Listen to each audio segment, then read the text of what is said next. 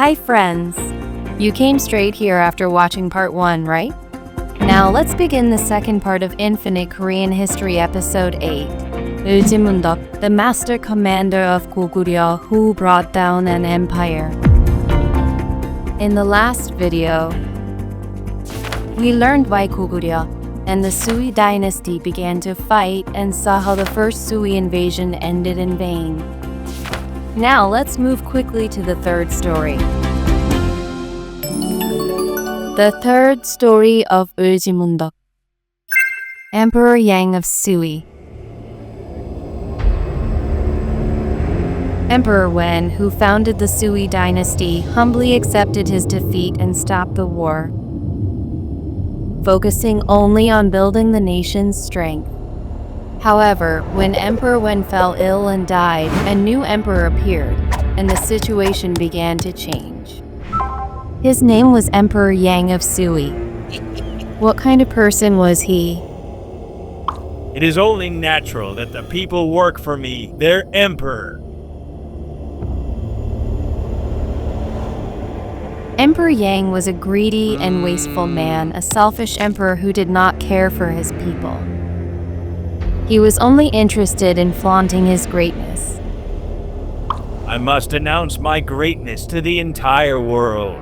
He carried out the grueling Great Wall construction 7 times and constantly attacked neighboring countries to expand his territory. How much longer do we have to work on this painful Great Wall? To the south, from present-day Vietnam to as far as Indonesia, there was nowhere Emperor Yang's power didn't reach, except for Goguryeo in the east. Emperor Yang believed the reason Sui lost to Goguryeo was due to the failure to properly supply food and materials. So he resumed the massive Grand Canal project that his father had started. 1 million peasants worked for 5 months. As a result, a Grand Canal 1,900 kilometers long and 30 to 60 meters wide was completed. That's 5 times the distance from Seoul to Busan. Amazing, right? Thus, Emperor Yang's Grand Canal is recorded as one of the 3 greatest construction projects in history, alongside the Great Wall and the pyramids. However, because the work was so exhausting, the people were very dissatisfied, and because so much money was spent, the nation's finances were shaken. Yet, Emperor Yang was only focused on showing off his achievements by floating pleasure boats on the canal. The number of people mobilized just for his boating trips reached a staggering 80,000. Isn't that incredible? Look at this massive canal. This is all my achievement. Oh, I'm exhausted to death. What is all this for?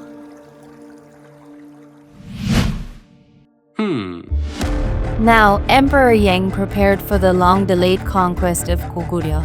His pride was wounded because he couldn't leave Goguryeo alone, as they refused to bow to him. I cannot just stand by and watch those arrogant Goguryeo rascals. Around this time, Goguryeo was at war with Silla to reclaim the Han River. Silla requested help from the Sui dynasty and suggested they attack Goguryeo together. Goguryeo power is too strong. We must ask the Sui dynasty for help. This was just as Emperor Yang was finishing his preparations. He wanted to fit the final puzzle piece of his legacy by conquering Goguryeo. Emperor Yang ordered an all-out attack on Goguryeo, leading a massive army that rivaled the entire population of Goguryeo. It was the moment a war risking Goguryeo's fate began once again. We must conquer Goguryeo. All forces, attack! The Sui army mobilized by Emperor Yang was an enormous force of 1.13 million regular soldiers, reaching nearly 3 million including supply units and auxiliary personnel. It was a mobilization of troops rarely seen in history. It was the largest army ever seen before World War I and World War II. It is said that it took 40 days just for all the soldiers to set off. The length of the line of soldiers reached 400 kilometers, similar to the distance from Seoul to Busan. Furthermore, he poured his heart into the conquest by developing new weapons. The cloud ladder Unje for scaling walls, the battering ram Chungcha for breaking gates, the fire cart Pacha for firing flaming arrows, and the traction trebuchet Palsokcha for hurling stones. Because if he conquered Goguryeo, he would rule all of northern Korea, including the Manchurian plains and Liaodong. How did Goguryeo face this terrifying Sui attack? Army of 3 million! Let's crush Goguryeo! The fourth story of Eulji Mundeok, the Battle of Salsu.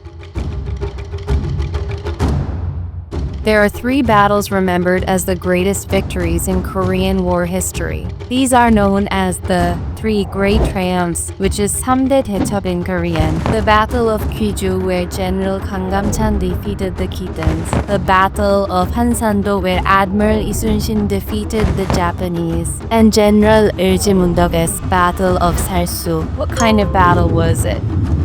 As long as I, Eulji Mundeok, am here, you cannot look down on Goguryeo. He vowed to destroy Goguryeo with all the power of the Sui Dynasty. In addition to the 1.13 million troops sent by land, Emperor Yang also sent tens of thousands of naval forces separately. This time, I will surely destroy Goguryeo once and for all. King Yongyang ordered General Eulji Mundeok to face the Sui army coming by land, and told his brother to block the Sui navy. The fate of Goguryeo rests in your hands, Eulji Mundeok. Do not worry, Your Majesty. I will surely block the Sui army. Eulji Mundeok's face was filled with confidence rather than fear. It was as if he already had the solution for victory. He knew well that the Sui army had traveled a long distance. Therefore, he thought they could win if they blocked the enemy's food supply and dragged the war into a long-term struggle. He also had faith that Goguryeo fortresses would not fall easily. When the Sui army reached Liaodong, he began a holding out strategy. Time is on our side. Everyone, close the gates tight and focus on defense. Emperor Yang, who believed the war would end easily, began to grow anxious as time passed.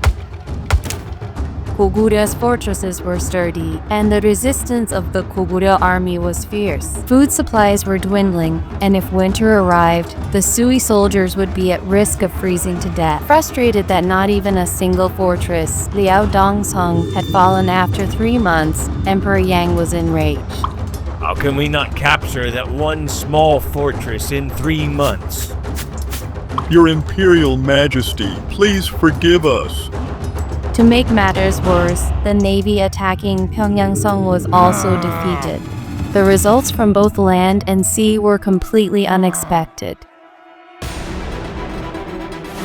Now, Emperor Yang made a decision for victory. He decided to create a special strike force of 300,000 soldiers to attack Pyeongyangsong. He appointed Woo Jung-mun to lead this force and ordered him to capture Pyongyang and bring back the king of Goguryeo.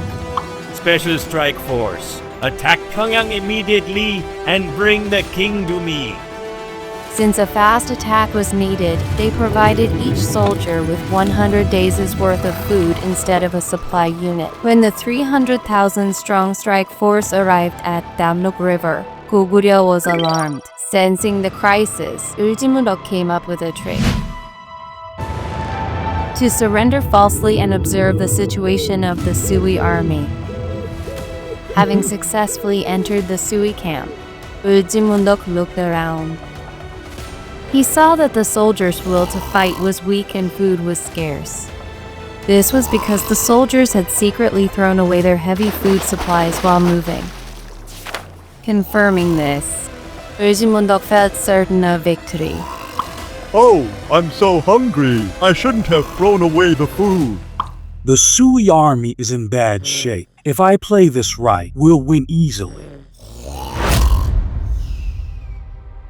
After leaving the Sui camp, Eulji Mundeok continued to fight while provoking the Sui. He intentionally lost battles to lure the Sui army deep into Goguryeo territory. He also ensured the Sui army couldn't find food in Goguryeo. He used the way of burning crops and fields, a scorched earth tactic.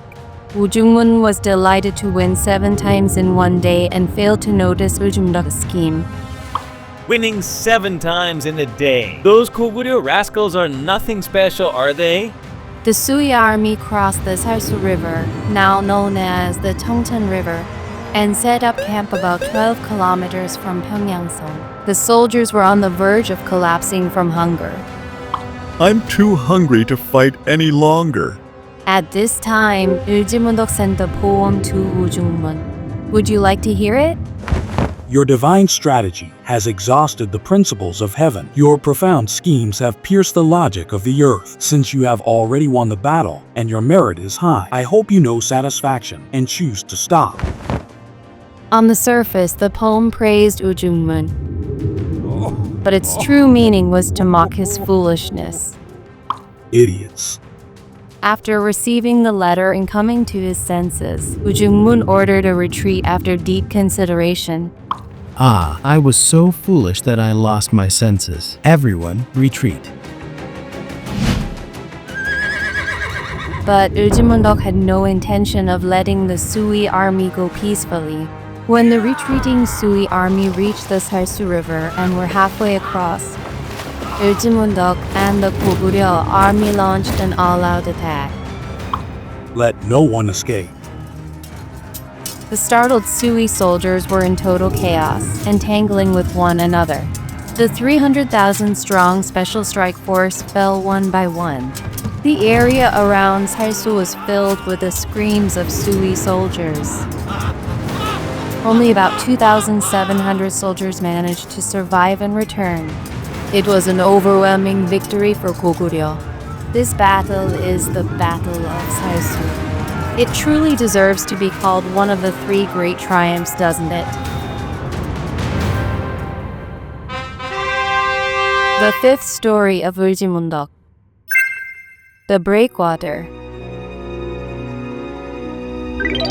Like a breakwater that silently blocks the rough waves, Goguryeo played the role of a breakwater for the Korean people. If not for Goguryeo's strong fighting power, the Korean peninsula might have been constantly ruled by various Chinese nations. How should Eulji Mundeok's Battle of Salsu be remembered in Korean history?